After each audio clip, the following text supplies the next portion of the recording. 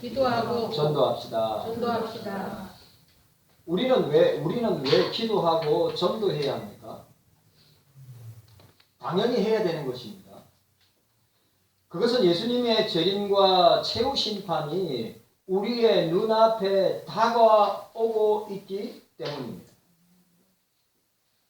자, 그러면 우리가 예수님의 재림과 최후 심판이 다가오고 있다고 하는 증거들이 제가 여러분한테 말씀드리지만 TV 켜면요 예수님의 재림과 심판이 가까이 오고 있다고 하는 것을 TV만 켜면 인터넷에 스마트폰에 들어가면요 그냥 쏟아져. 그래 그 재림의 증거 첫 번째가 횟수가 많아진 지진입니다. 지금 우리나라에 지난주죠. 우리나라에도 이상하게 계속 지진이 일어나고 있습니다. 지금 전 세계적으로 지진의 횟수가 급속도로 지진의 횟수가 올라가고 있대요. 자, 예수님의 마태복음 24장에 하신 내용이죠. 그 다음에 전염병입니다.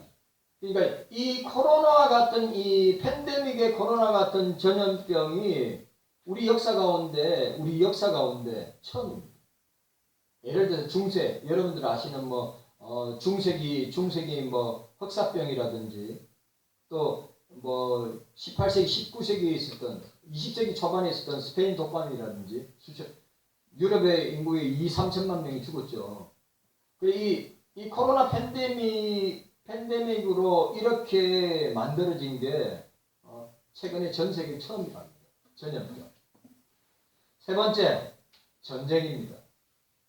우크라이나 우러 전쟁은 시작이라고 할 수 있습니다. 지금 중국하고 대만 전쟁도 지금 일촉즉발이죠. 우리나라와 북한도 마찬가지입니다. 전쟁. 이거 계속 심화될 겁니다.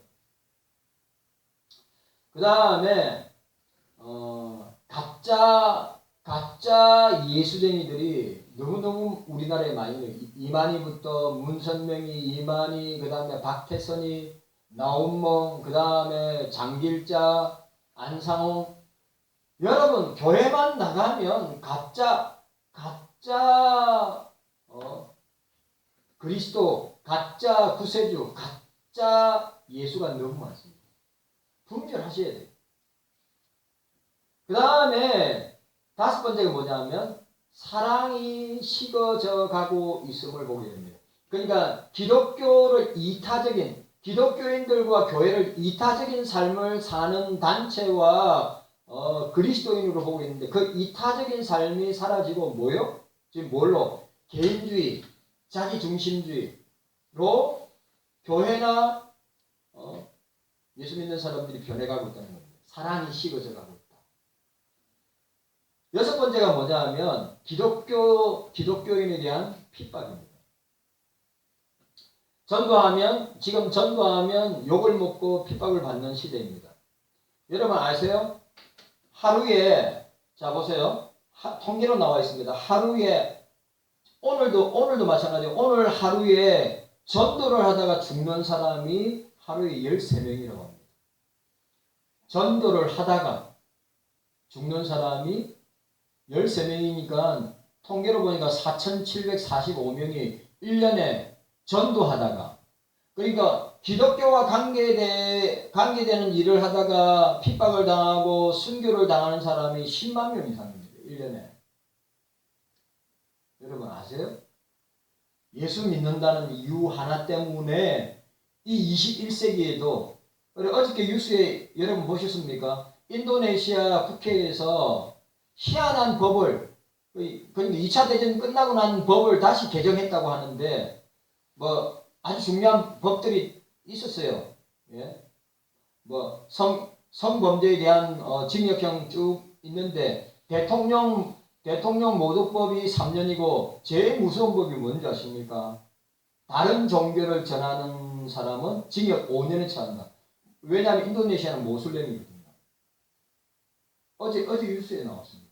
다른 종교를 전하면 징역 5년에 처하겠다. 그래 우리 선교사님들, 지난번에 우리 임경자 선교사님이나 최상기 선교사님이 인도네시아 저 모슬렘 지역에서 사역하고 있는데, 또 우리가 보는 김수범 선교사님도 인도네시아에서 사역하고 있는데, 참 사역에 참 어려움이 있을 것 같습니다.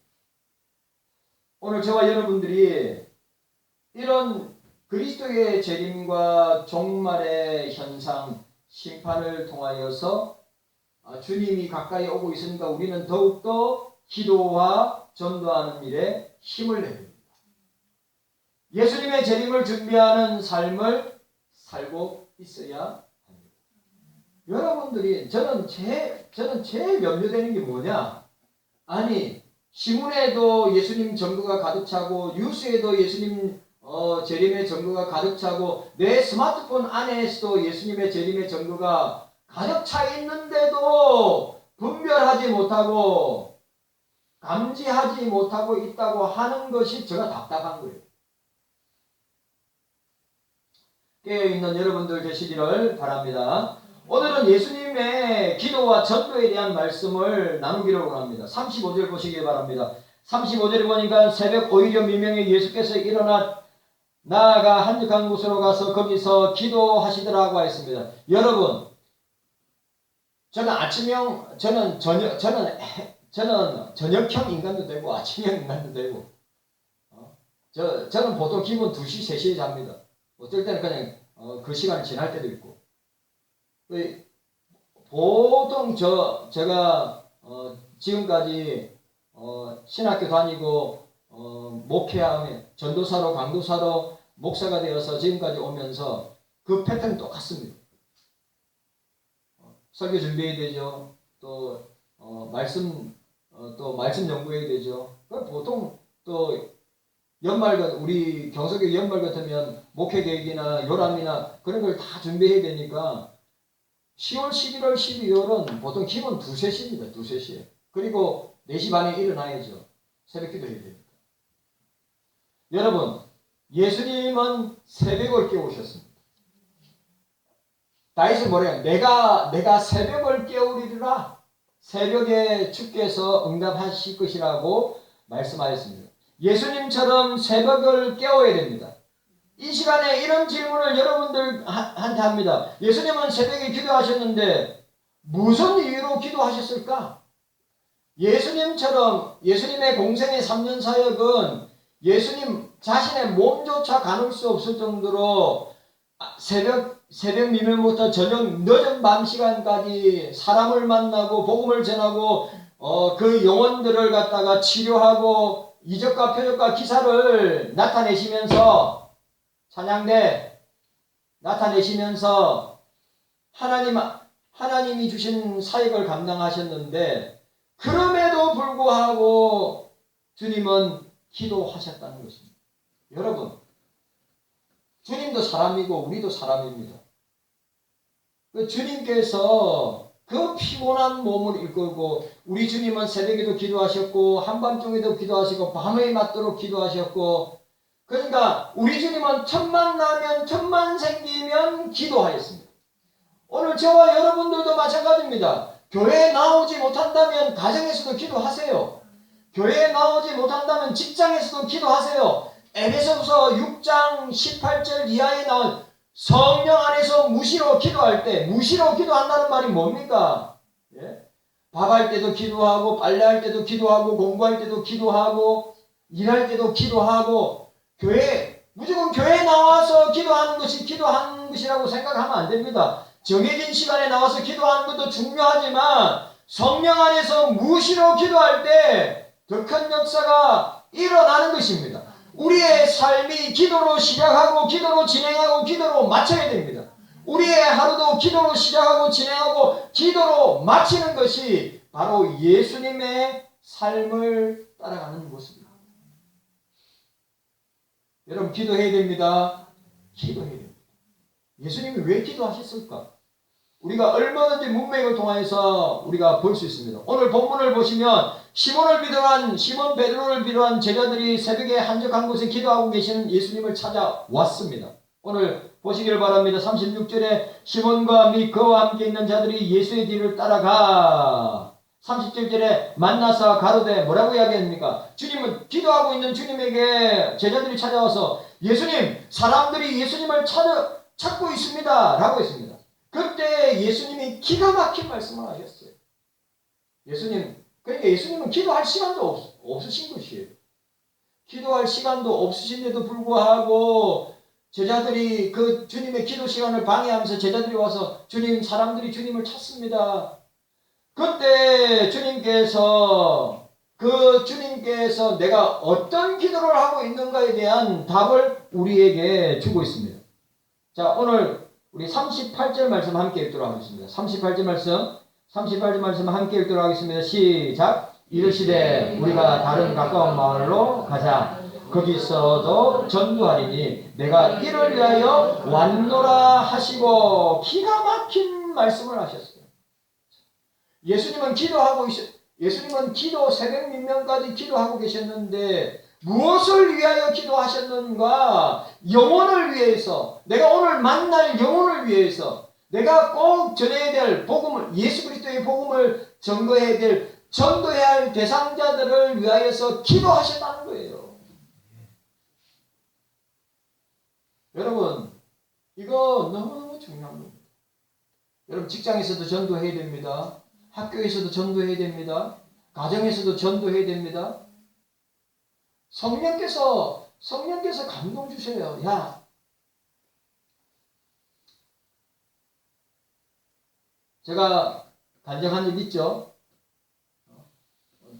제임스 레니 대사가 성령의 인도함을 받아서 에모리 대학교의 교수였던 제임스 레니 대사가 지나가는 길에 성령께서 어떤 한 노인이 쓸쓸하게 앉아있을 때, 야, 성령께서 마음속에 레니야, 저 가서 저 노인에게 기도해주고 복음을 전해라.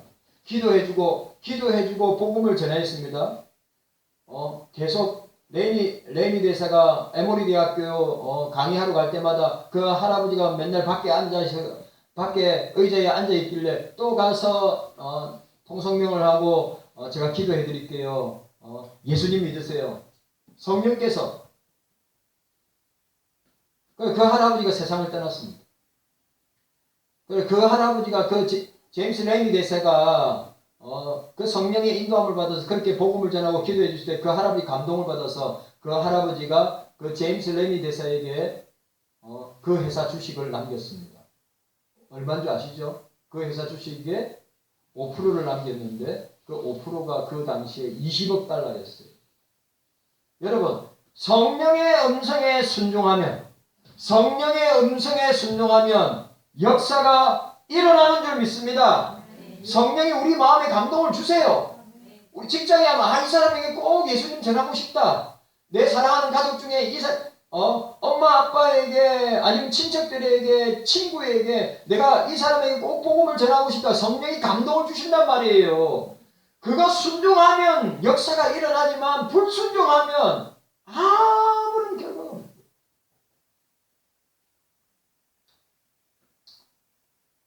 오늘은 예수님의 기도와 전도에 대해서 은혜 나누기로 원합니다. 첫 번째, 예수님은 전도의 사명을 위하여 오셨습니다. 따라합시다. 전도의 사명을 위하여 오셨습니다. 자, 오늘 함께 읽도록 하겠습니다. 자, 함께 읽습니다. 38절, 39절 함께 읽습니다. 38절, 39절 시작. 이르시되 우리가 다른 가까운 마을로 들어가자. 거기서도 전도하리니 내가 이를 위하여 왔노라 하시고, 이에 온 갈릴리에 다니시며 저희 여러 해당에서 전도하시고 또 귀신들을 내어 쫓으시더라. 아멘. 믿으시기를 바랍니다. 지금도 예수 그리스도의 이름으로 전도할 때 역사가 일어납니다.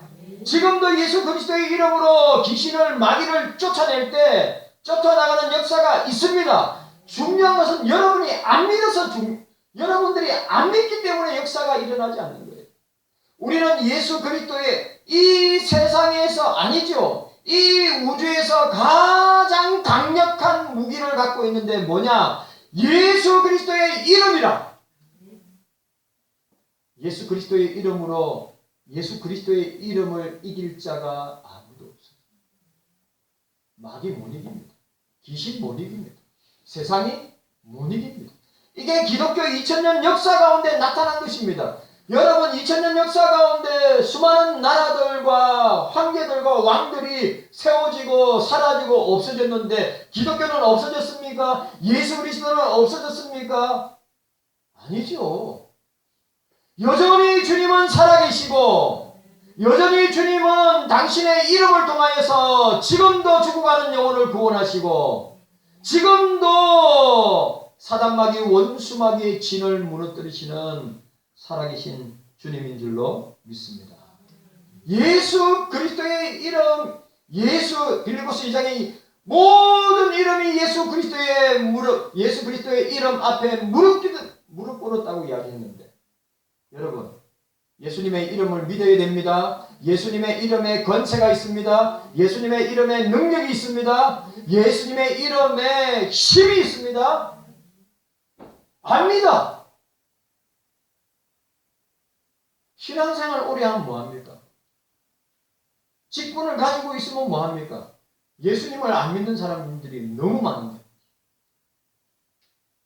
우리 경성교회 성도 여러분들, 예수님의 이름에 권세가 있고 예수님의 이름에 엑소시아, 두나미스, 능력과 권세가 있음을 기억하고 그 예수님의 이름이 나에게 있는데 이걸 사용할 줄 모르는 저와 여러분들이 되어서는 안 되는 것입니다.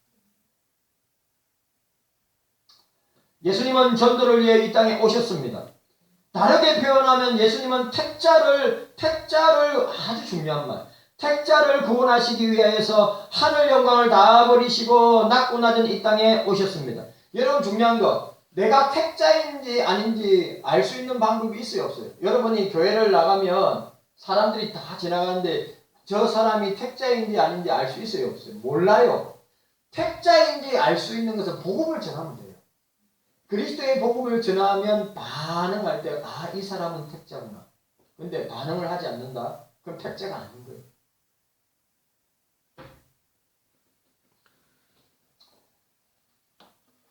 마태복음 1장 21절에 그 이름을 예수라 하라. 그가 자기 백성을 저희 죄에서 구원할 자이심이니라. 자기 백성을, 윤목사가 늘 이야기하죠. 모든 백성이 아니에요. 예수님 자기 백성이라고 그랬어요. 이걸 신학적으로 이야기하면 뭐라고 해요? 택자라 그러는 거예요. 택자. 자기 백성을 저희 죄에서 구원할 자이십니다. 이게 뭐라고요? 예수입니다. 예수.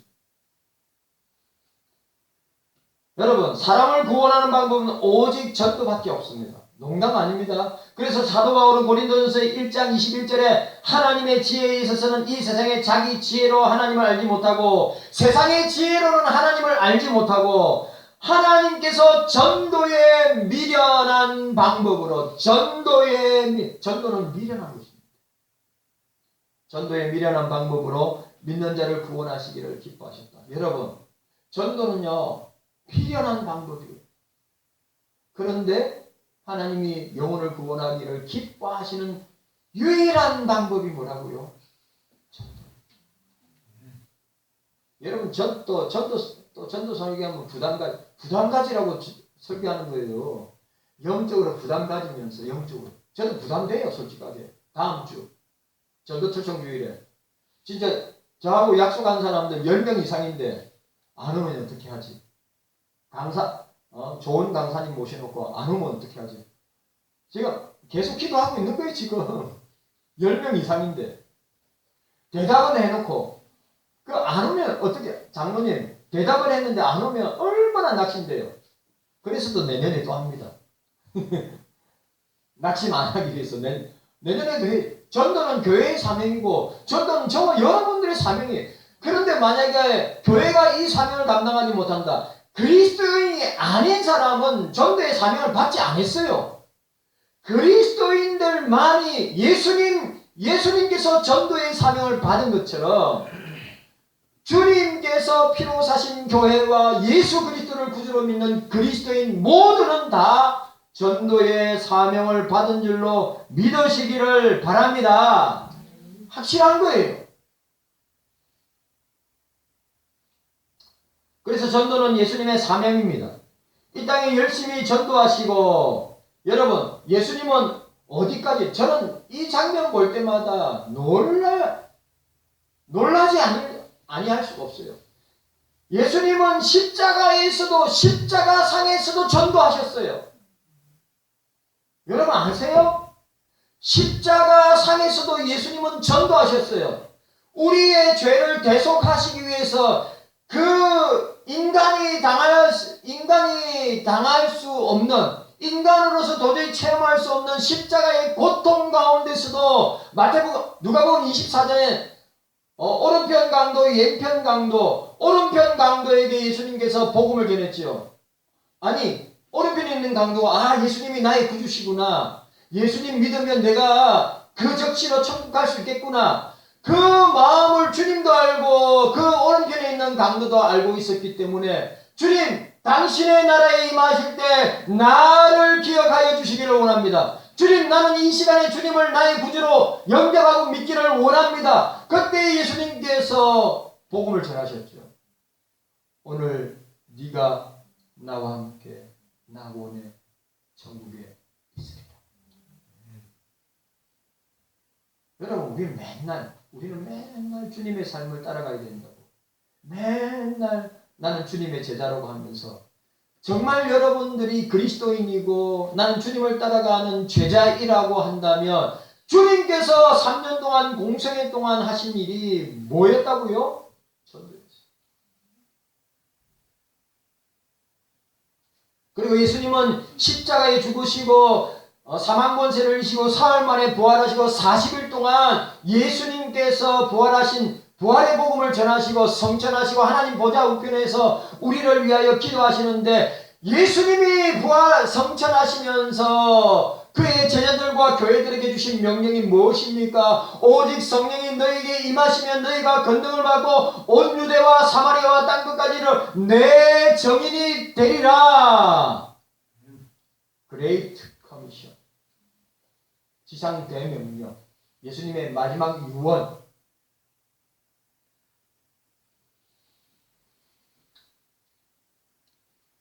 너희는 온 천하에 다니며 만민에게 복음을 전파하고 믿고 세례받는 사람은 구원을 얻을 것이요 믿지 않는 사람은 정죄를 받으리라. 마가복음 16장 15절에서 16절. 사명은 주님의 명령입니다.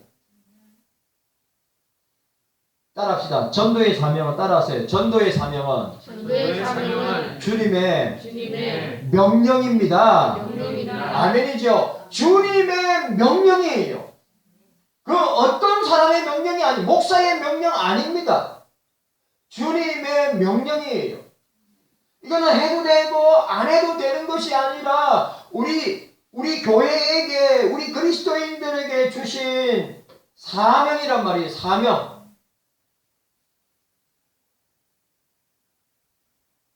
우리가 이 땅에 태어난 것도 예수님의 보배로운 피로 구원을 받은 것입니다.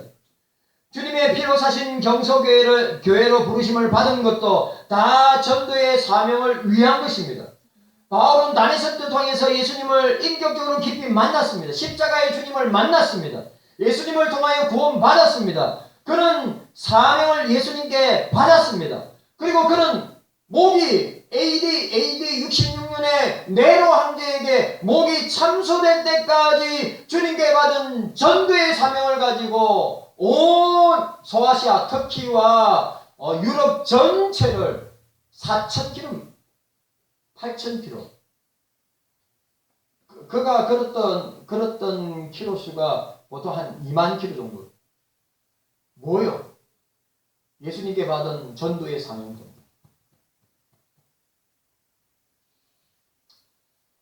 그래서 사도 바울은 이 고백을 하고 있습니다. 사도행전 20장 24절에 내가 달려갈 길을 다가고 주 예수께 받은 사명 곧 하나님의 은혜의 복음 전가하는 일에 마치려 하며 나의 생명을 조금도 귀한 것으로 여기지 아니하노라. 경색의 성도 여러분들, 예수님을 믿고 구원받았다면 저와 여러분들은 반드시 해야 되는 것이 무엇입니까? 전도해야 합니다. 바울은 전도에 대한 사명에 불탔기 때문에 이렇게 고백합니다. 고린도전서 9장 16절. 내가 복음을 전할지라도 자랑할 것이 없으면 내가 부득불을 할 것입니다. 만일 복음을 전하지 아니하면 내게 화가 있으리라. 뭐라고요? 복음을 전하지 아니하면 화가 있으리라. 예수 안 믿는 사람은 아무 관계 없습니다. 예수 믿는 사람에게만 필요한 말씀. 예수님처럼 전도의 사명을 감당합시다. 자, 두 번째 중요하죠. 두 번째, 예수님처럼 한 영혼 구원 전도를 위해 기도해야 합니다. 따라합시다. 한 영혼 따라하세요. 한 영혼 전도를 위해 기도해야 합니다. 한 영혼입니다. 한 영혼. 한 영혼이 온 천하보다 귀하다고 했어요. 여러분, 예수님은 요한복음 2장에 모든 사람을 알되 다 아신다고 그랬어요. 오늘 여기 있는 저와 여러분들 주님은 다 알고 계십니다. 여러분들의 성향을 다 알고 있어요. 여러분들의 영적인 상태 다 알고 있습니다. 그 주님이 지금도 보좌 우편에서 나를 위해서 기도하고 계십니다. 은혜가 돼요. 지금도 내가 어떤 위치에, 어떤 영적인 상태에, 어떤 존재인지를 우리 주님이 다 알고 있기 때문에, 우리의 장단점을 다 알고 있기 때문에 주님이 우리를 위하여서 지금도 우리를 보좌 우편에서 지금도 우리를 위하여 기도하십니다. 여러분 확실하게 믿으시기를 바랍니다. 주님은 모든 사람을 다 아세요. 모르면 하나님이 아니죠. 주님은 모든 사람을 아시되 다 아신다고 했어요. 그래서 주님은 사람을 의지하지 않는다. 자, 35절 말씀. 35절에 새벽 오히려 미명에 예수께서 일어나 나아가 한적한 곳으로 가사 거기서 기도하시더니 라고 하였습니다. 전도를 사명으로 여기는 사람은 그 사명을 감당하기 위해서 오늘 예수님처럼 기도해야 합니다. 예수님은 전도의 사명을 감당하시기 위하여 새벽 미명에 한적한 곳에 가셔서 거기서 기도하셨습니다. 하루를 시작하시면서 오늘도 내가 만나서 전도해야 할 한 영혼, 한 사람을 위해서 기도하셨다는 거예요.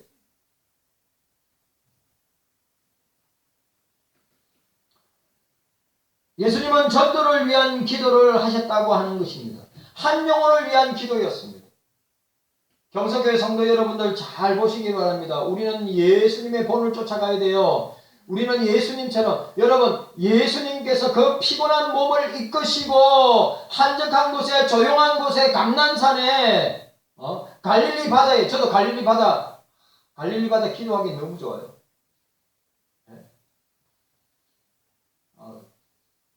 장로님한테 말씀드렸지만 이제 다음에는 우리가 이스라엘에 일주일 갔다 오면 됩니다. 이제 갈릴리 바다 잊을 수가 없어요.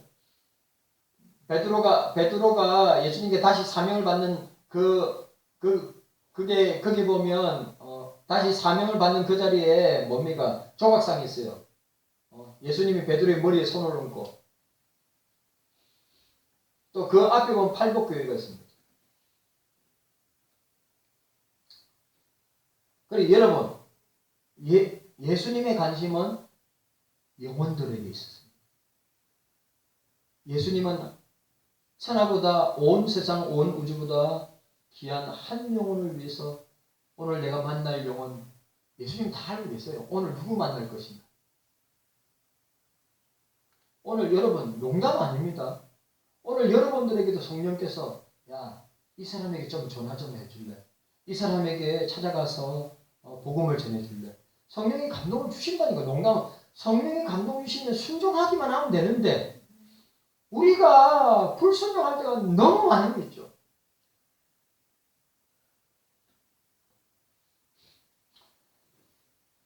오늘도 내가 우리가 만나서 전도해야 할 사람을 위해서 저와 여러분들은 기도해야 합니다. 저는 예수님의 여러분 사복음서를 보면 재밌는 표현들이 많아요. 예수님께서 여리고로 지나가시더라. 여러분 잘 보세요. 그냥 이런 표현들 그냥 흘리면 안 돼요. 예수님께서 여리고로 지나가시더라. 사마리아로 들어가시더라. 갈릴리로 가시더라. 가나로 가시더라. 이 전부 다 그 이후의 내용을 보시면 다 사람 만나기 위해서, 전도하기 위해서 주님이 다 걸어가신 전도의 목적적인 걸음이고, 기도를 위한 걸음이었다 이 말이죠. 아주 중요한 거예요. 그래서 여리로 가서 누구를 만납니까? 삭개오를 만나죠. 예, 사마리아 가서 누구를 만납니까? 수가성 여인을 만나죠. 갈릴리아 가서 수많은 군중들을 만나서 복음을 전하죠. 그러니까 예수님의 걸음은 여러분 우리 우연적인 걸음은 하나도 없습니다. 예수님의 걸음은 목적적인 걸음이요. 예수님의 걸음은 전도의 걸음이요. 예수님의 걸음은 기도 응답의 역사가 나타나는 걸음이었다.